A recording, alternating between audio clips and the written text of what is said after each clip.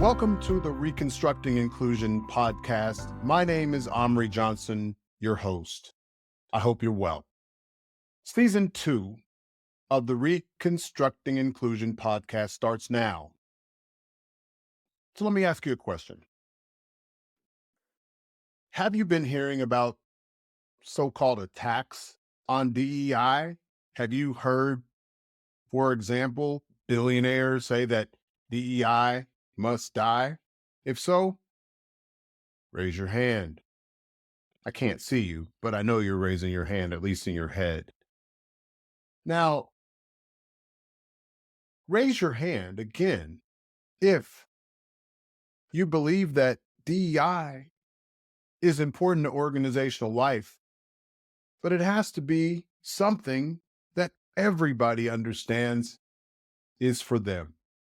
Raise your hand again and say, yes, yes, Amri, yes, yes.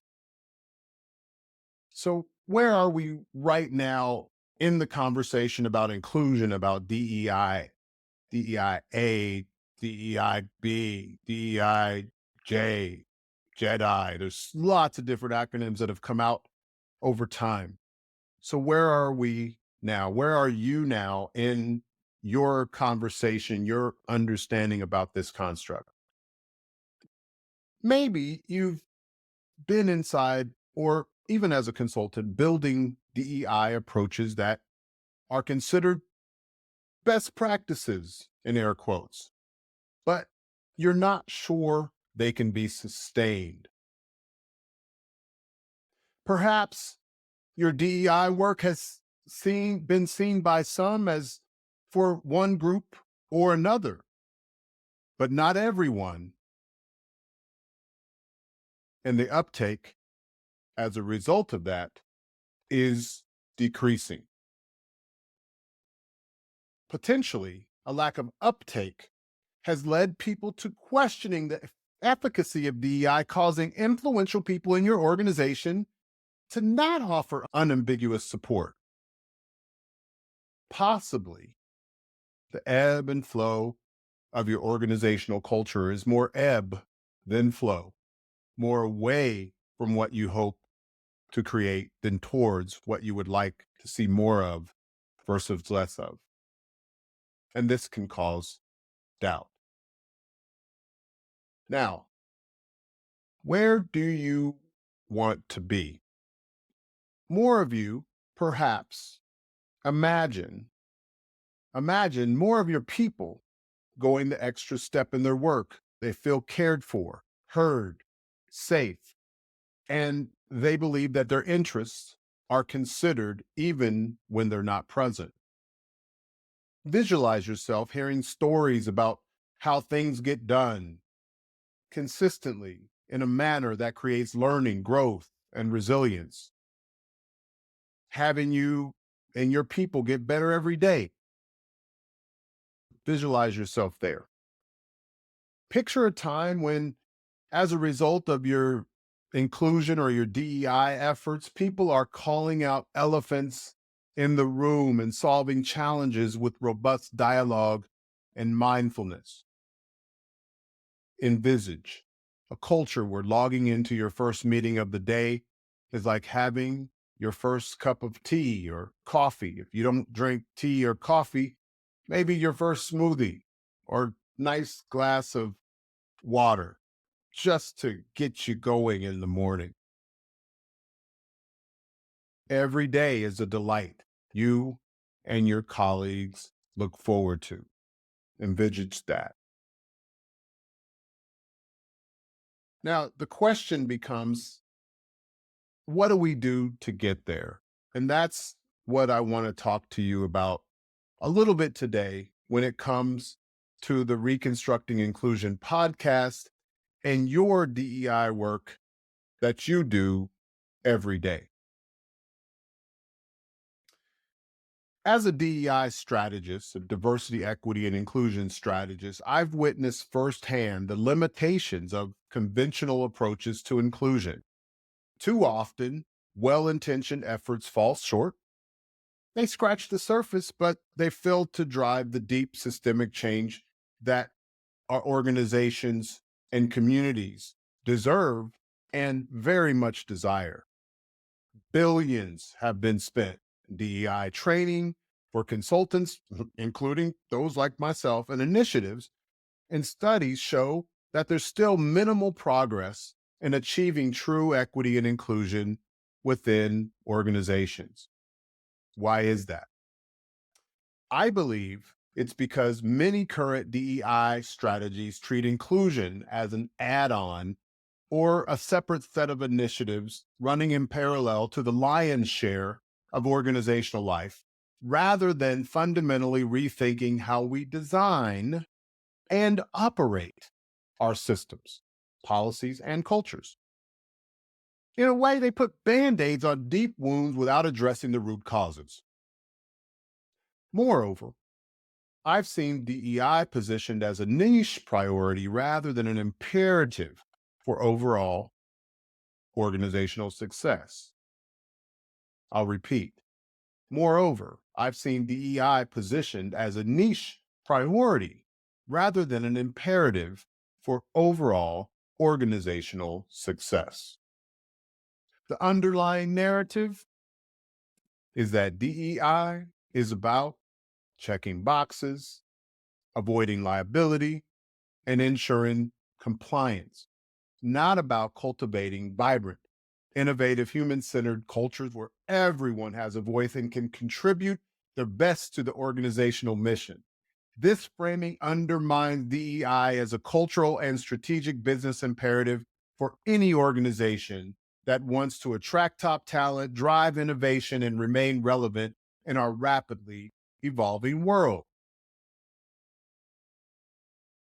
So, we see the challenge. We know where we've come from in this conversation, particularly the last few years where DEI has gotten a lot of visibility. Again, we want to get to that place where we can see our culture transform as we do the work with everyone in our organizations.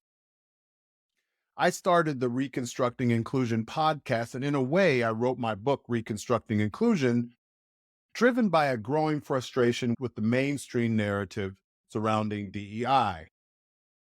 The podcast came to life, and what I wanted to do is have dialogue that was beyond the surface, something that was beyond cosmetic changes, rather than grappling with deep-rooted systemic barriers to true inclusion. And now, when I say systemic barriers, I'm not talking about simply focusing on racism, sexism, all kinds of isms and phobias. Those occur. But what we don't do is talk about the patterns that bring them to life. We often talk about the things that hit us in the face because the media covers them and all of our attention goes to reacting to them. Similar to what we've heard from these so-called DEI opponents who say silly stuff, and then we get on social media and we begin to react to it and say that they're wrong. The reality is there's some truth in what they're saying, and we have to take responsibility for it. I knew when I started the Reconstructing Inclusion podcast that we had to move past constant reactivity to those who oppose DEI and those who were even on the fence for DEI that we felt needed to go further. That's what you hear a lot of this racist, anti-racist, non-racist conversation that I quite honestly don't think is helpful. But that's another conversation, perhaps one that we have on a future episode of the Reconstructing Inclusion podcast. But I knew there had to be another way, a way to peel back the layers, challenge assumptions, reimagine what an authentically inclusive world could look like in our organizations being a part of creating that. My vision for the podcast has been to create a space for unfamiliar perspectives, contrarian voices, thought provokers, and paradigm shifters in the DEI space, a place where we could engage in candid, nuanced dialogue about the complexities and contradictions of this work without fear of stepping outside of the confines of the mainstream narrative. What sets Reconstructing Inclusion apart is an unwavering commitment to questioning assumptions, deconstructing existing narratives, reconstructing approaches that bring more people in to the center of the labyrinth. The center is where we can all converge. The center is kind of like Ubuntu. I am because you are. Through conversations with leading experts on the ground, insights, this podcast tackles DEI from a multidimensional perspective. It explores the notion of intersectionality, cultural intelligence, organizational dynamics, and the unintended consequences of well-intentioned but misguided efforts. We've had guests this past year from Doug Harris, the CEO of the Kaleidoscope Group. We've had Peter Musafariadis and his team at Diversity Atlas. We've had Dr. David Livermore for the Cultural Intelligence Center. We've had Raquel Ark, who's an expert in listening. We've had Starling Hunter, who's an expert in organizational network analysis, which I brought on because of the focus of our approach to DEI, which includes social capital, and really diving into what social capital is and means and why it's required in organizational life.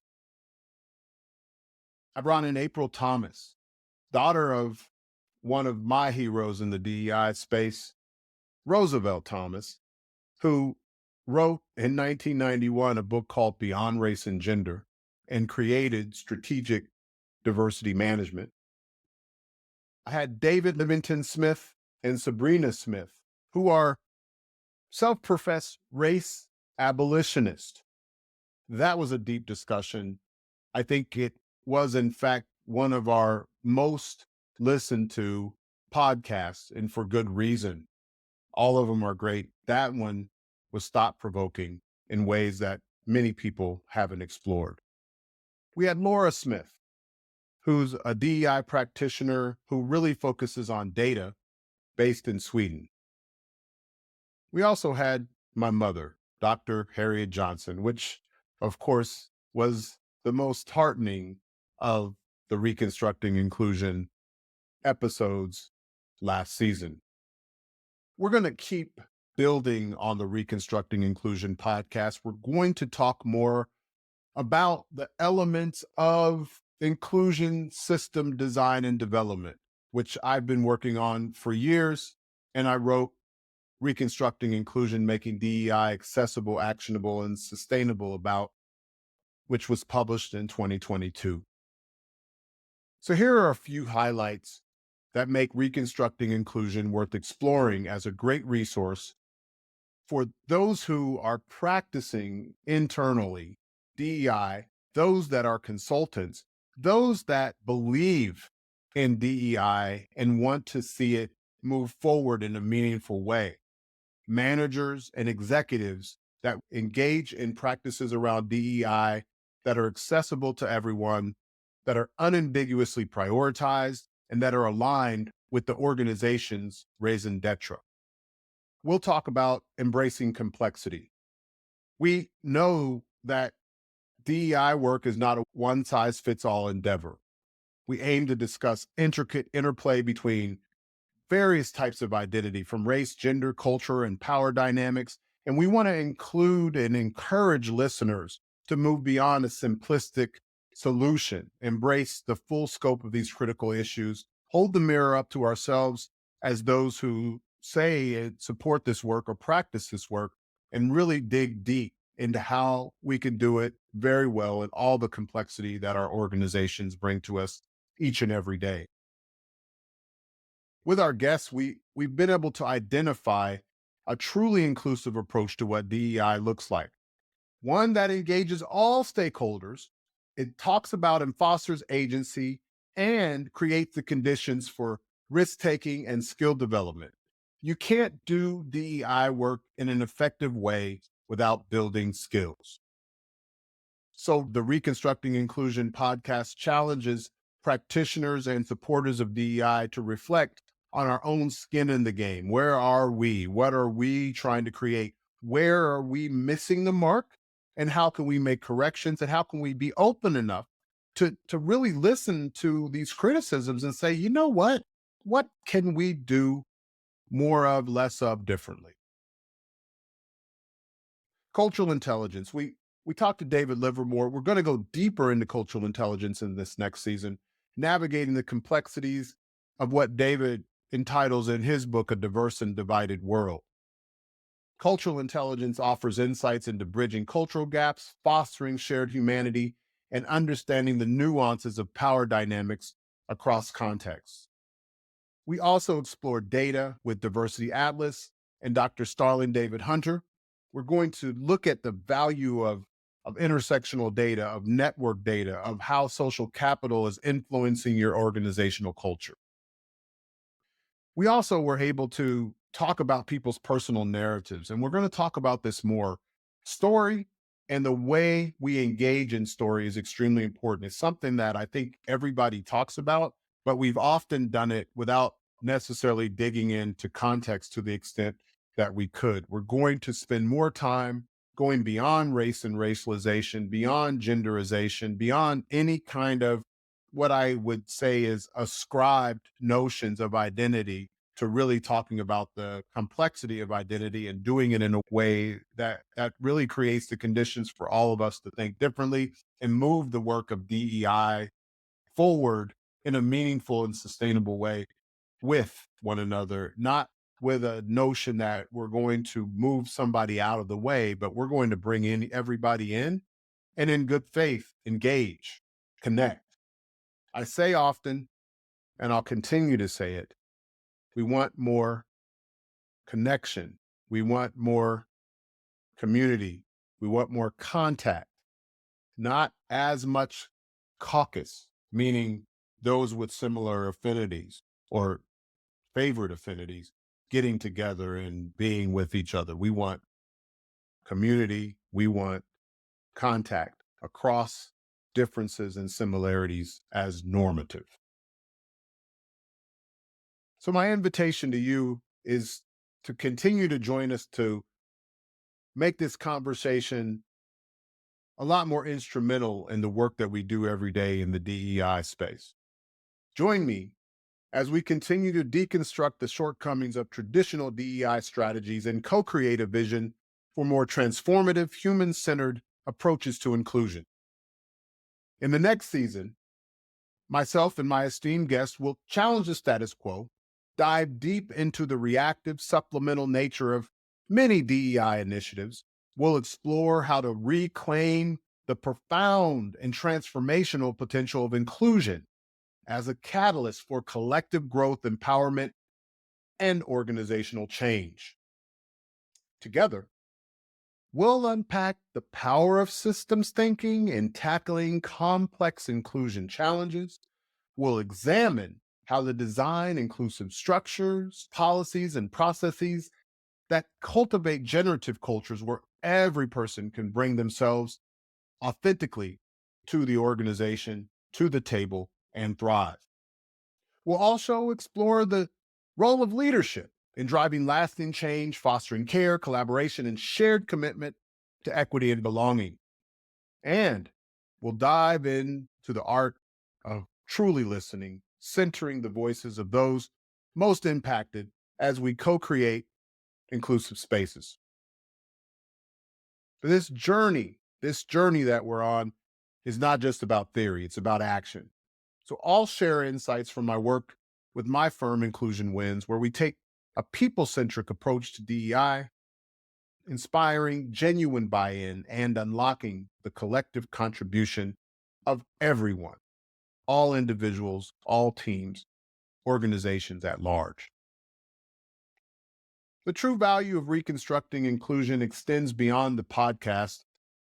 It serves as a call to action for us to embrace lifelong learning, remain open to different views, and continually examine our biases and assumptions.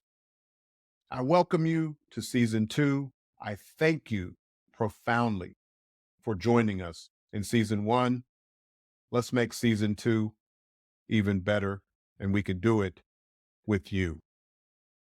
Make it a great day. Peace.